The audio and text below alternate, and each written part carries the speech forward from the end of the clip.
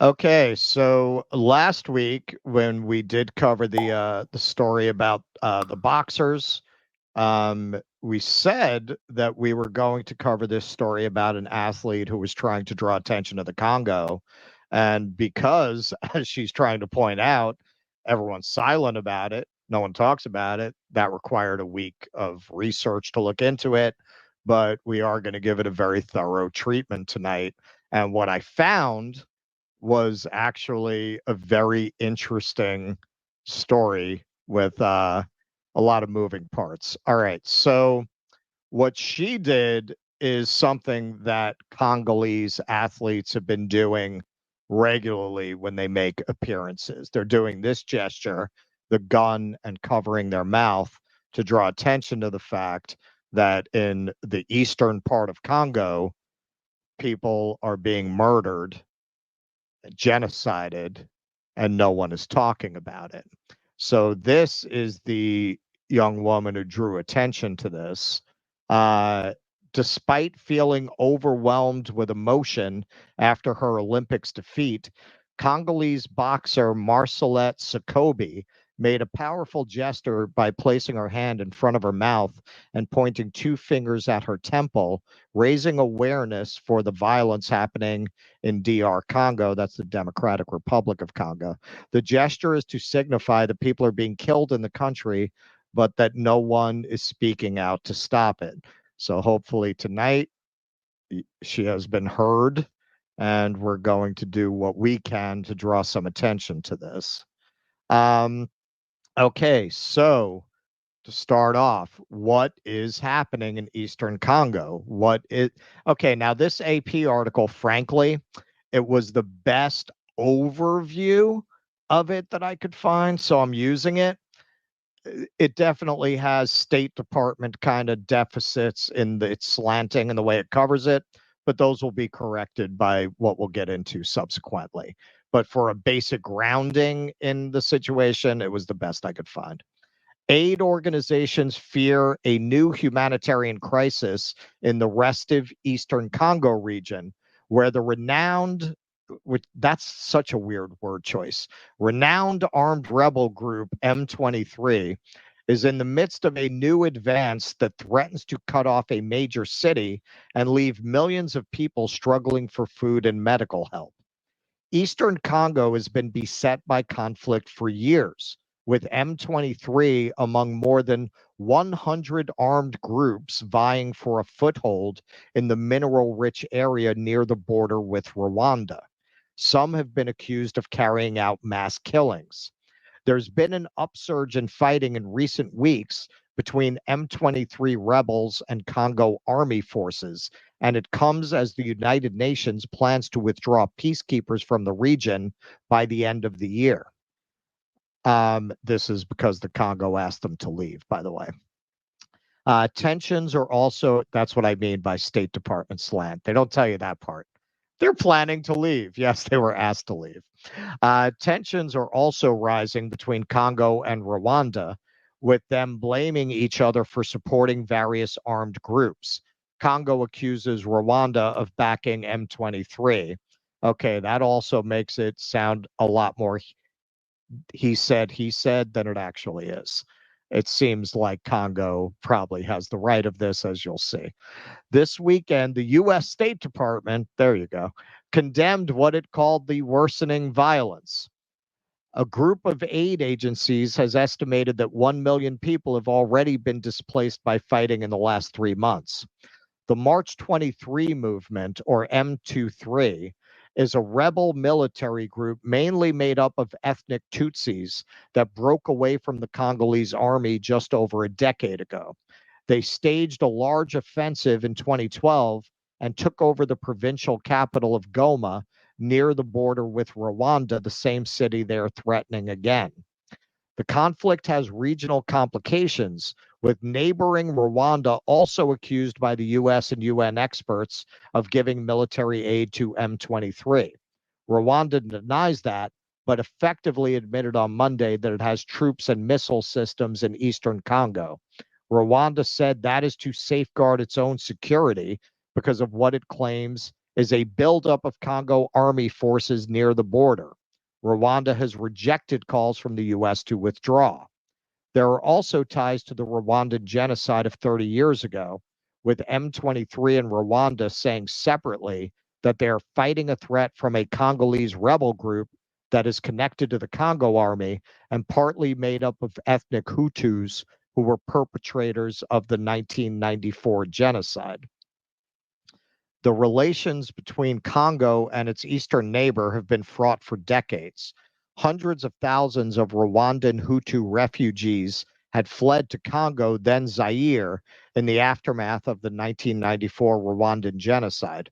Among them were soldiers and militiamen responsible for the slaughter of 800,000 minority Tutsis and moderate Hutus. All right, this article doesn't get into it, but just to explain, there was a Tutsi group that from Uganda launched an attack to take over Rwanda from Uganda. As the civil war was going on, the governing Hutus mass slaughtered the Tutsis, blaming them for this civil war, and also some moderate Hutus. Now, when the Tutsis won and took over the country, a lot of the Hutus responsible fled into the Congo.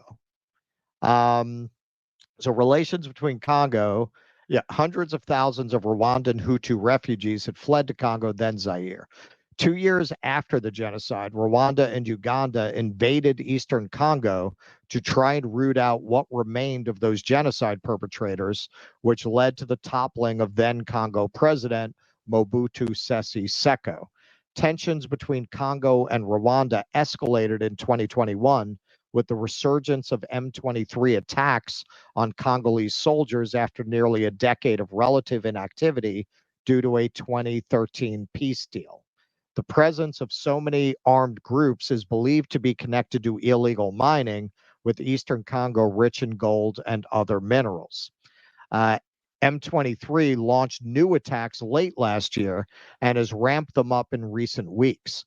The group is now threatening to take the key town of Sake, about 27 kilometers west of Goma.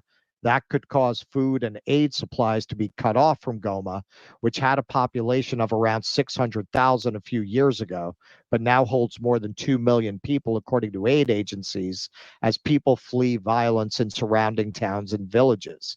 The advance of rebels on Sake poses an imminent threat to the entire aid system in eastern Congo, the Norwegian Refugee Council said.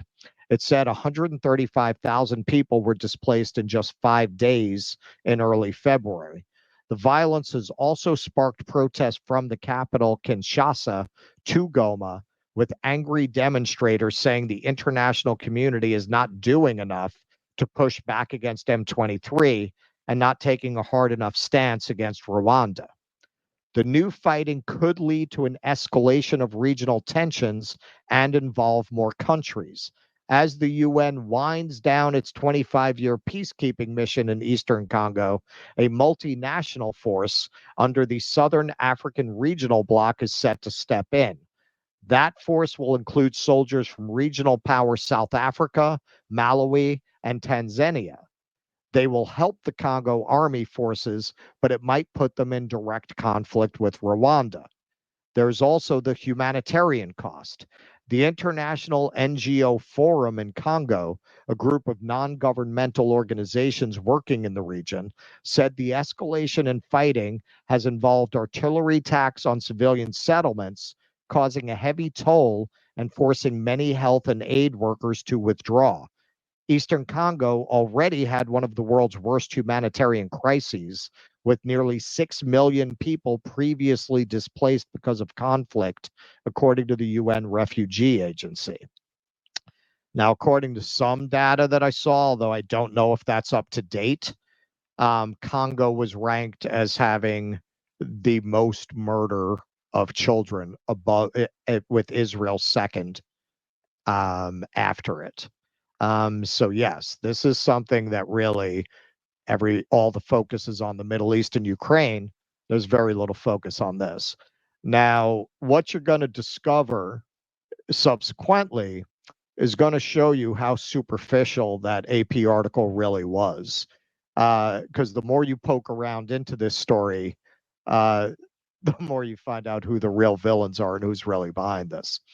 Okay, so this Al Jazeera article was the best overall step-by-step breakdown to the conflict that I found. So if you really want to get into the small details that I was getting into a little bit with what really caused the Rwanda genocide, it really gets into that. That's beyond the scope of this program, especially with all the parts of this story.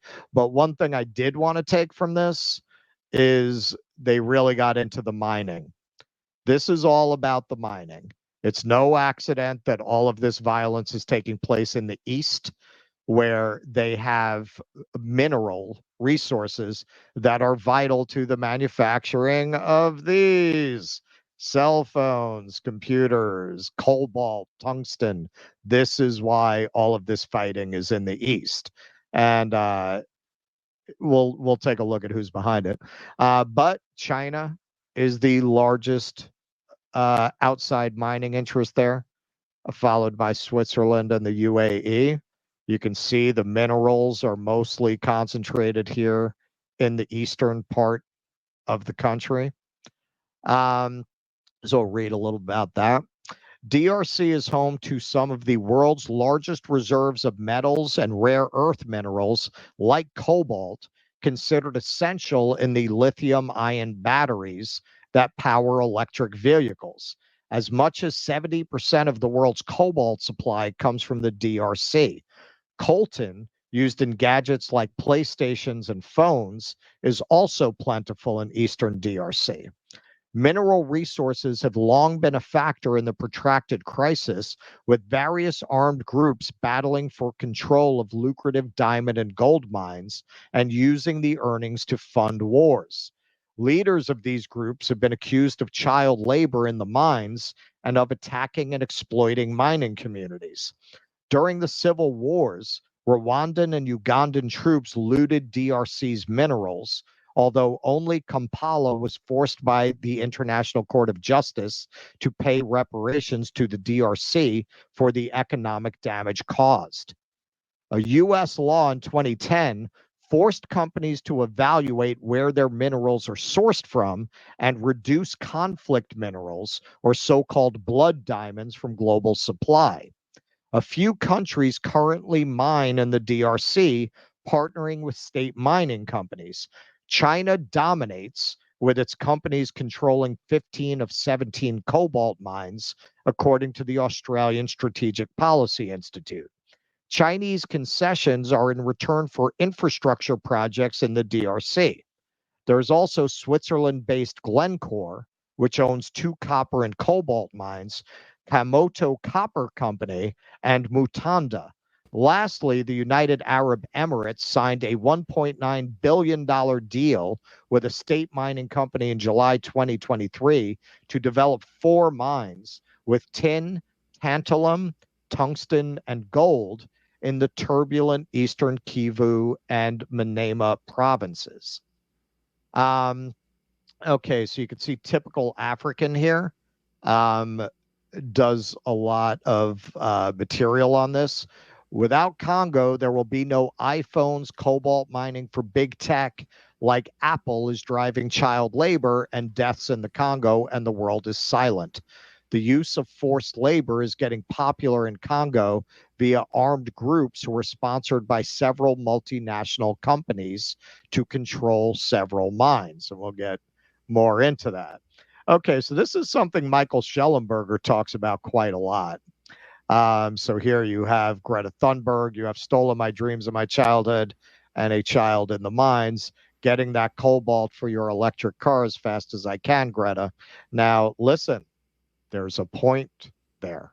They have a point. I know a lot of people on the left will see things like this and dismiss them, but there's actually a point. And this is a point that Schellenberger, who's actually been to desperately poor countries, lived amongst desperately poor people. Really, if you look at his book, Apocalypse Never, he really gets into how a lot of these Western ideas about how to manage climate and how to manage resources are really kind of a neo-colonialism, because it's all going to be built on the backs of these poor countries, while we reap the benefits. So we have some video.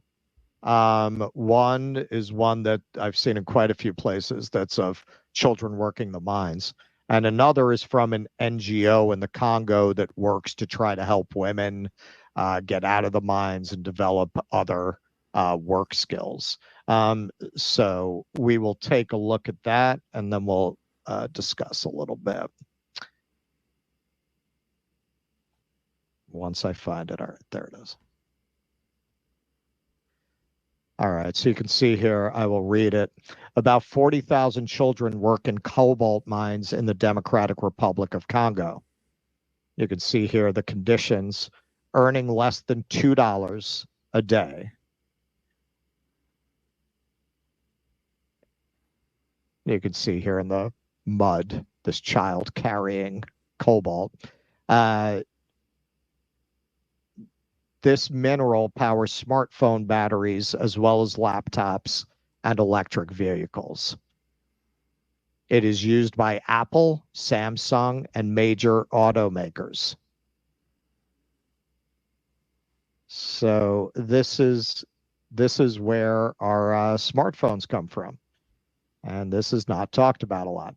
Hashtag no Congo, no phone to raise awareness. Is the nationals control the system of artisanal exploration. Okay, so this is from the NGO. Of cobalt in the Democratic Republic of Congo, following the exponential increase in the production of lithium-ion batteries. The Kasolo area discovered huge deposits of cobalt. The populations dug tunnels everywhere under their houses in order to meet the needs of survival, to the point of causing the collapse of the streets. This is how the whole district was evacuated in favor of the Chinese multinational Huayu Cobalt, with its subsidiary Congo Dongfang International Mining, CDM. The working conditions are deplorable because the diggers dived to 10 meters in very dangerous tunnels without safety equipment, with a very high risk of landslide, without oxygen devices, and exposure to very harmful dust.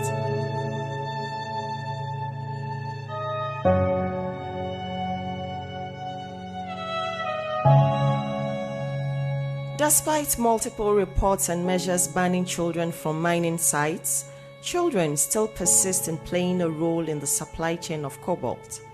We have always noticed their presence at the places where minerals are washed.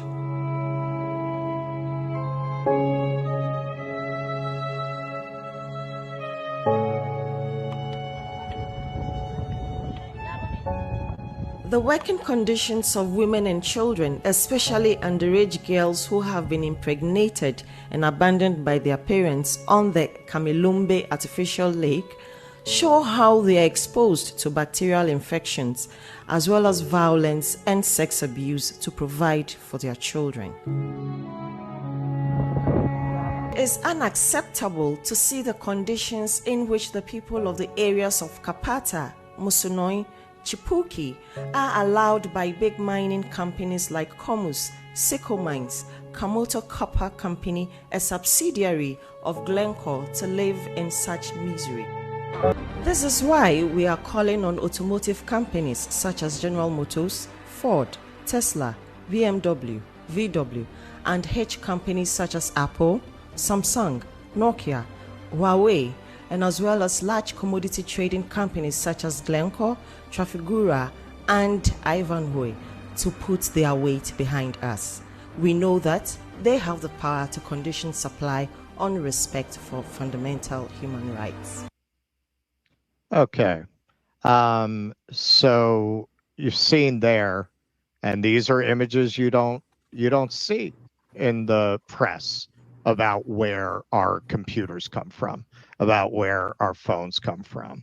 I have often made the point that part of my exception to wokeness and a lot of the ancillary ideas of anti-racism is that they're all focused on litigating the past while diligently ignoring the present.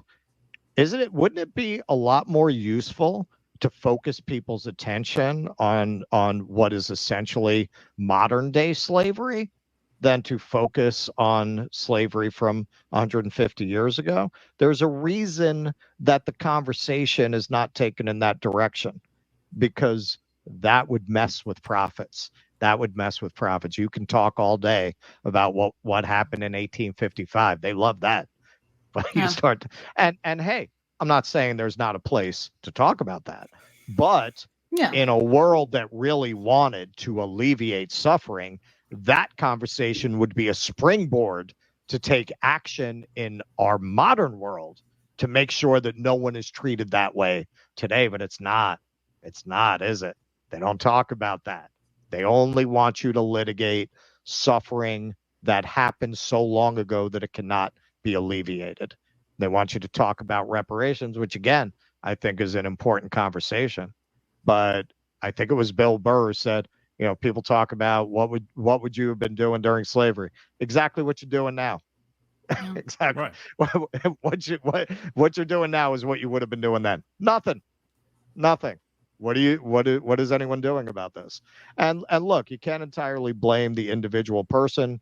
People have families to raise. They're busy. They got their nose to their grindstone. They don't have. Yeah. Look, we're in this space, and look at all the research I had to do to find out about it. But we, who, presumably, if you're watching this show, you're more interested in these subjects than the average person. It's on us to raise awareness and to break through that media silo that keeps us away from this kind of information. Yeah, and this is one of the things that I think is important about this is, look, Congo is not one of the areas that I'm really well versed in. Whenever Russell told me that we were going to have to do this story, I went to the regular resources. I started looking up what's M23. Right. It was actually really weird because it was hard for me to find any resources on M23, like anything like that. So I know it's just been undercovered and there hasn't been a lot of attention on it. Well, because look what you start to come up with when you start to dig into it, which there's going to be even more of that. Which, I've seen, and so whenever I did just my brief and okay, well, who backs M23? I saw conflicting reports. I saw that they're backed by the US, they're backed by Rwanda and Uganda. I just kept seeing a bunch of different things, but it was still just these sources that I didn't really trust. Well, I'm satisfied that I kind of got to the bottom of it, so all will be revealed. Keaton, you have anything? Okay. No, go ahead. Okay, so this is going to really surprise you. Apple. So the leader of the Congo had his lawyers file papers with Apple asking them to reveal the sources of their materials and where they're getting it from. So we do have some video of an interview he had explaining this. They filed these papers on April 22nd. Remember that date because it is going to become relevant in the conclusion of our story. Rwanda discovered that there were minerals in the DRC. And Rwanda made contacts in the international community that enabled it to sell these blood minerals. Le receleur, enfin le vendeur de ces minerais, du sang, des minerais obtenus. Minerals obtained by using violence against our populations to force them to leave the localities where these minerals are found. Les localités dans lesquelles on trouve ces minerais. Et depuis lors, since then, Rwanda has become the representative of these minerals for the international community, for these multinationals. The most serious thing is that these minerals are extracted from the Congolese subsoil at the price of blood, as I said, by using violence and terror to make the populations living in these localities flee. And then they're transported along trails via motorcycles to Rwanda. And there they're stamped by an international NGO. We quote all that, which obviously absolves them of the fact that they're blood minerals, passes them off as if they were minerals mined in Rwanda. They take our minerals, they're processed elsewhere, and then they come and sell us the finished products. We want to develop our own value chain in the DRC ourselves, as far as possible, as it can extend.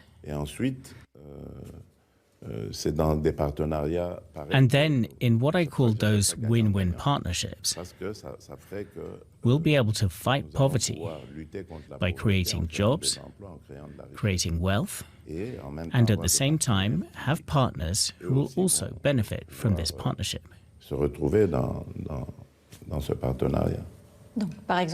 So Apple will negotiate directly with the DRC? Of course, with the Democratic Republic of Congo. Why would you want to negotiate with a common thief who's doing business on the backs of dead Congolese? The telephones you have in your countries contain the blood of the Congolese. All right. So, and by a common criminal, he's talking about Kagame, the leader of Rwanda.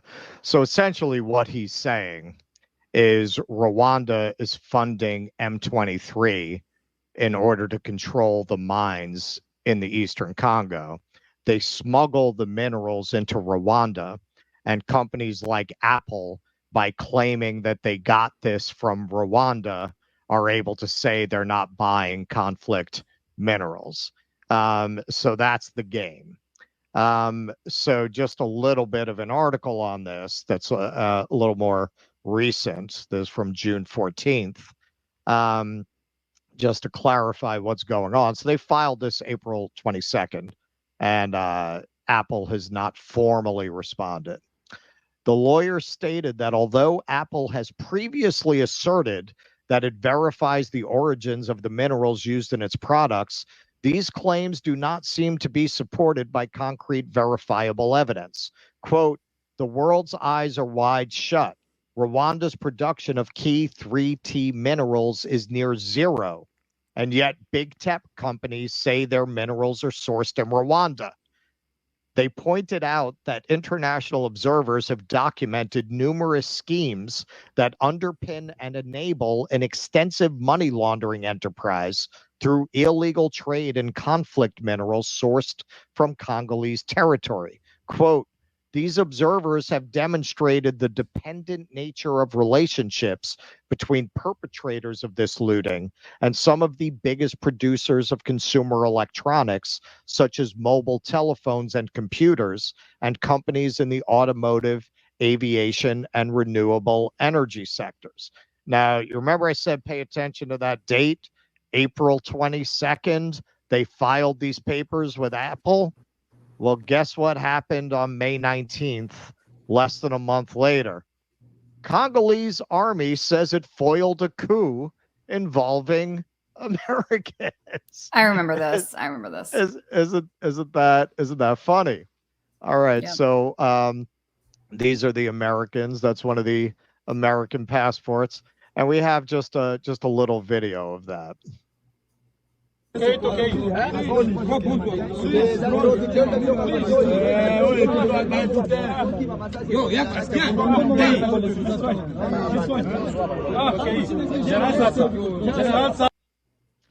right, so now can we say for sure that this was a CIA op?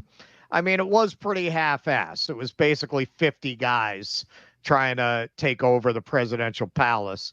But then again, it's very strange that 3 American guys would just decide to get together 50 people for a coup. I would say at the least that was a warning from the State Department and their affiliated intelligence services. It just doesn't seem like something that one was a marijuana smuggler, the other one was a member of a Congolese opposition party. Just doesn't seem like, and he brought his son with him, Smart.